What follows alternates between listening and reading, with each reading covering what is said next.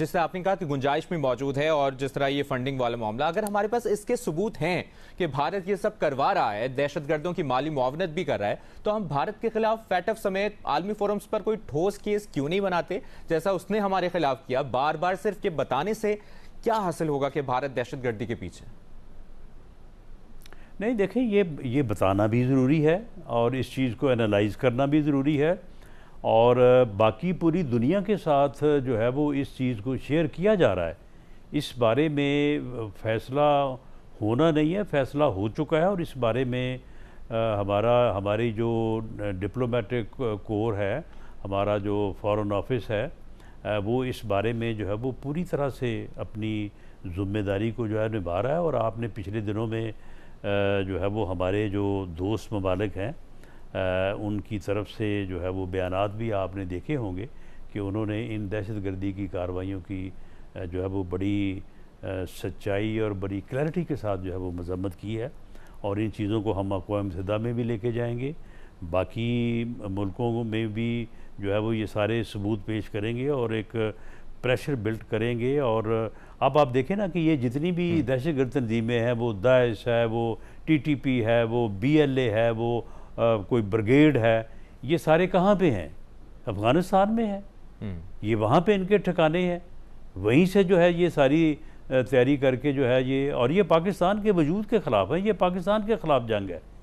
ये कोई वहाँ पे कोई पसमानदगी, कोई डेवलपमेंट, कोई सियासी, कोई इलेक्शन, कोई हार, ये कोई इन चीज़ों से तल्लुक़ ही नहीं है इस बात का। हाँ, अगर कोई इस किस्म के मसाइल हैं, कोई डेवलपमेंट की ज़रूरत है, पसमानदगी है, कोई वहाँ पे तालीम पे, सेहत पे या इलेक्शन पे रिफॉर्म्स की ज़रूरत है, वो अपनी जगह पे होना चाहिए, और वो भी बड़ा ज़रूरी है। लेकिन वो जिन लोगों का उन लोगों के साथ सूबाई हुकूमत को भी और मरकज़ी हुकूमत को भी जो है वो बैठना चाहिए। हम बैठने को बिल्कुल तैयार हैं, लेकिन ये लोग जो हैं इनका इस चीज़ से कोई ताल्लुक़ नहीं है। ठीक है, आगे बढ़ते हैं राना साहब। एक और अहम मामला है और वो है मामला आज़ाद कश्मीर का। आपके सामने वो सिचुएशन है, हालात बिगड़ रहे हैं। कल अदम जॉइंट एक्शन कमेटी ने हुकूमत को 14 जुलाई की शाम तक डेडलाइन दे दी है और ऐलान किया है कि इसके बाद वो मुजफ्फराबाद की जानिब मार्च करेंगे। हुकूमत इस सूरत हाल से निपटने के लिए क्या स्ट्रेटजी इख्तियार कर रही है?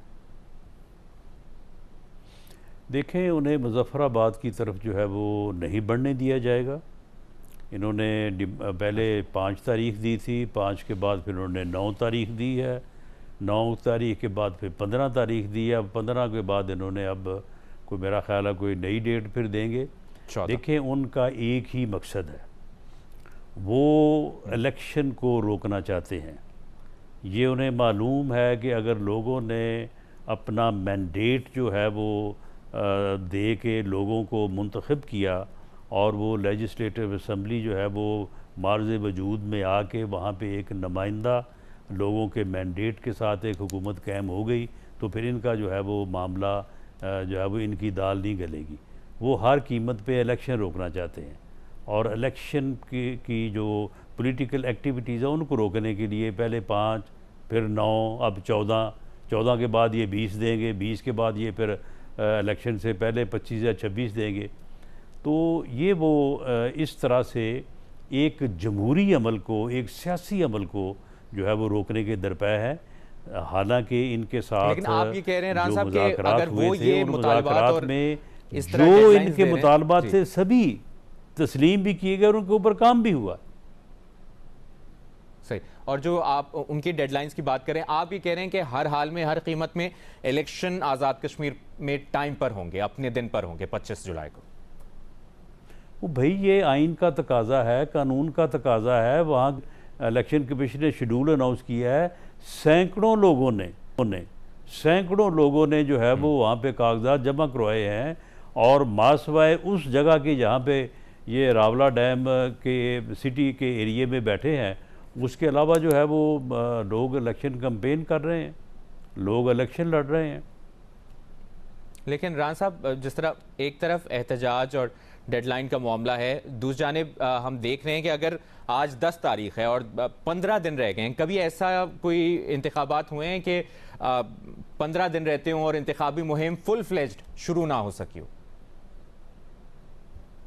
इंतखाबी मुहिम जो है वो फुल फ्लैश शुरू है, और उस सिलसिले में कैंडिडेट जो हैं वो अपने वोटर्स के साथ राब्ता कर रहे हैं। और आप ये देखेंगे कि टर्न आउट जो है ना वो वही इस बात का फैसला करेगा ना कि लोगों की क्या दिलचस्पी है। तो ये चीज़ें जो है ये सारे ये ठीक है, जो मुश्किलात का ये सामना है, लोग जो हैं जो एहतजाज कर रहे हैं, इंटरनेट का मसला ये है, इनका एहतजाज जो है वो हो रहा है, लेकिन इलेक्शन इस होने की एहतजाज को पब्लिक एट लार्ज लेवल पे पजीराई हासिल नहीं है। सही। लेकिन आप ये समझते हैं कि जो इंटरनेट के मसाइल हैं, रोड्स के मसाइल हैं, दीगर ये वाले एहतजाज चल रहे हैं, एक आइडियल सिचुएशन है इलेक्शन होने की? जी हाँ, ये आप बात कह सकते हैं कि सिक्योरिटी मेजर्स को लेते हुए ये जो कुछ इक़दामात जो हैं वो लॉ इन्फोर्सिंग एजेंसीज़ ने और हुकूमत आज़ाद कश्मीर ने किए हैं, उनकी वजह से आपको ऐसे महसूस हो रहा है कि शायद पॉलिटिकल एक्टिविटी जो है वो अपने फुल स्विंग पे नहीं है। हालांकि लोग जो है वो बिल्कुल अपनी कैंपेन जो है वो कर रहे हैं, लेकिन क्योंकि सोशल मीडिया उस तरह से मुतहरक नहीं है नेट प्रॉब्लम की वजह से, तो इसी तरह से जो है वो दूसरी सप्लाई जो है रिजल्ट्स पर भी पड़ सकता है। अगर इलेक्शन ऑन टाइम भी होता है लेकिन कैंपेनिंग की वजह से दस्तयाबी नहीं है, इसका इम्पैक्ट पड़ सकता है इलेक्शन रिजल्ट्स पे?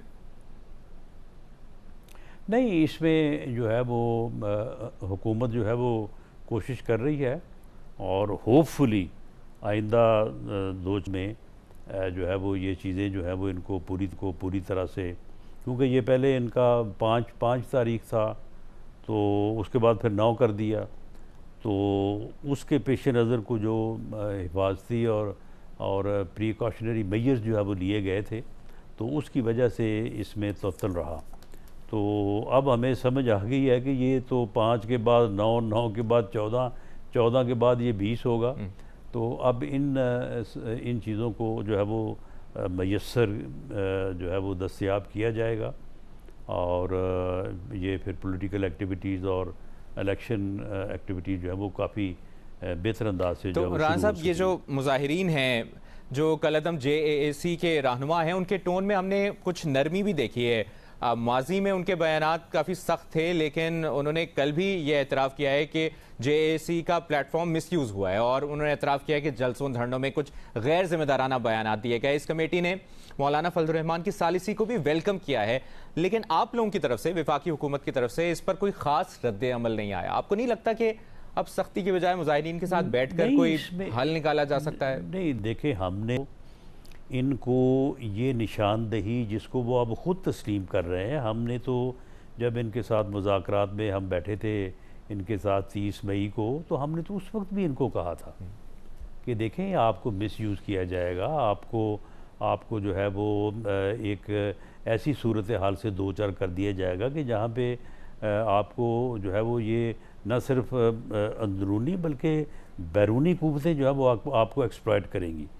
तो आप ये लॉन्ग मार्च की तरफ ना जाएं, आप टेबल पे बैठ के, आपके 38 में से 35 मुतालबात पूरे हो चुके हैं, जो ये आप दूसरी बातें कर रहे हैं उसके ऊपर भी जो है वो सुप्रीम कोर्ट मौजूद है, प्रेसिडेंशियल जो है वो रेफरेंस दायर करने को तैयार है, लेजिस्लेटिव असम्बली का इलेक्शन होने जा रहा है। अगर कोई आइन में अमेंडमेंट चाहते हैं तो वो लेजिस्लेटिव असम्बली ने करनी है ना, किसी धरने के ज़रिए से तो नहीं होनी। तो ये चीज़ें हमने तो खुद इनको निशानदेही की थी, और अब भी मौलाना फजलुर रहमान साहब ने इनको ये कहा है कि आप इसको कॉल ऑफ करें। यानी एक तरफ आप धमकी दें कि जी हम फ़लाँ तारीख को जो है वो कर रहे हैं हम लॉन्ग मार्च, वरना हमारा ये चार्टर ऑफ डिमांड जो है उसको एक्सेप्ट किया जाए। राना साहब, मुख्तसरन कहिएगा कि अब 15 दिन रह गए हैं, कोई एक्सपेक्ट करें आज़ाद कश्मीर के अवाम की कोई खुशखबरी सुनाई जाएगी, कोई मुज़ाकरात या कोई हल हो जाएंगे, मुज़ाकरात हो जाएंगे, उसको एक्सेप्ट नहीं किया जाएगा। और इन 15 दिन में पहले आज़ाद कश्मीर के अवाम के लिए कोई खुशखबरी कि मुज़ाकरात हो जाएंगे और आसानी से इलेक्शन का इनेकाद हो जाएगा, कोई इस बारे में आप कुछ कह सकते हैं? जी, इलेक्शन का इनेकाद इंशाअल्लाह ताला आसानी से होगा। लॉ इन्फोर्सिंग एजेंसी पूरी तरह से लोगों को इलेक्शन कैंपेन करने, अपना वोट के इस्तेमाल करने की जो है वो आप लोगों के उनसे मुज़ाकरात होते हैं या नहीं होते हैं? इलेक्शन ऑन टाइम पे हो?